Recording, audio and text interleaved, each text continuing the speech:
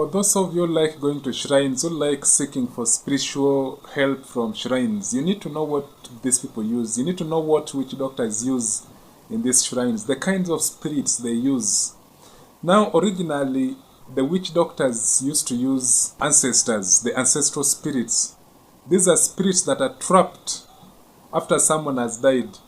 Majorly, it's the old people. They trap their spirits, and then the spirits come and help in solving spiritual situations.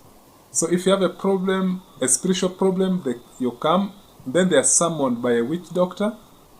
The spirits go out and help you, either by removing a charm that has been planted or by telling you what has been done in your life, so you can understand what kind of spiritual harm or spiritual act that has been done to you. So the ancestral spirits are usually good spirits because they help in solving evil acts. So their work is to come, when they are summoned, they come, attend to you, and then they go back to places where they rest. Whenever they want them, they are summoned by the witch doctor, and then they come and operate, and then they go back.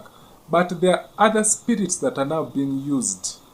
The underwater spirits, which are very dangerous. Some people call them the jinns or the mujins. These underwater spirits originated majorly from areas around water bodies, from Pemba, Zanzibar, and Mombasa.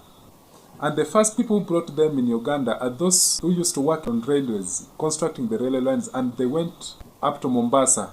So when they reached Mombasa, they got introduced to these underwater spirits, or what we call the jinns. So some of them came back with these jinns. So right now, most witch doctors use jinns or the underwater spirits in their shrines. You have to be very careful which kind of shrine you go to, which kind of witch doctor you deal with, because you'll find one that uses jinns, and these jinns are very dangerous. They are blood sucking. In most cases, you'll be given them and you'll not understand that you have been given them. This is how they operate. When you go to a witch doctor to seek wealth, especially the businessmen, they want to grow their businesses very fast. You want to grow rich very fast. So when you go there, they'll give you something like a root. They say, go and keep this root in your house. It will attract wealth. But that root will change itself. It is spiritual. It is spiritual. It can change itself and becomes anything else. It can become a human being. It can become a cat. It can change into anything else. So it will start operating. If you want wealth, it goes and steals people at night. That is why sometimes you realize you've kept your money, you're a businessman, you have kept your money and you find it has disappeared. It is because of these spirits. They come and steal your money from your drawer, then they take to the person who's owning them. So with the time, they will start asking for blood. They'll start telling you they are thirsty.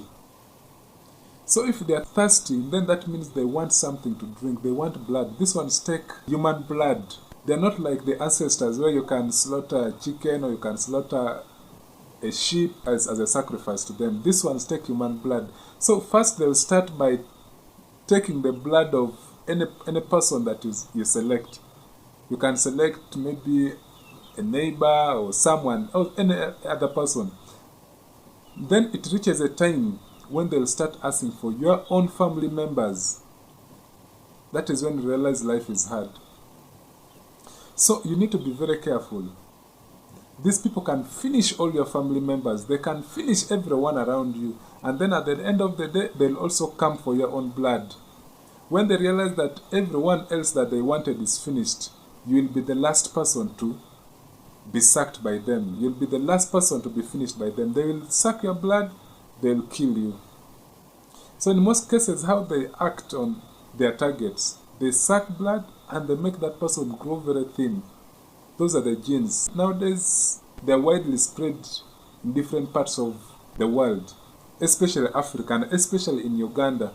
People are now bringing them for wealth, but they have a lot of negative impacts. They have a lot of disadvantages in them.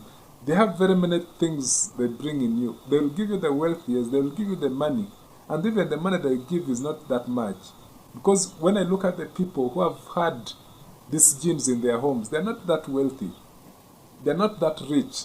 But these things keep on disturbing them. It keeps on killing people one by one, disturbing the community members, disturbing the relatives. So you need to know where you go to. You need to know what kind of people you deal with, what kind of shrines you go to. Very many of them, a bigger percentage of witch doctors now use the underwater genes. So before you go to a witch doctor, you need to understand what kind of a witch doctor you go to. Otherwise, you'll end up carrying a very big problem to your home that will affect both you and all your relatives.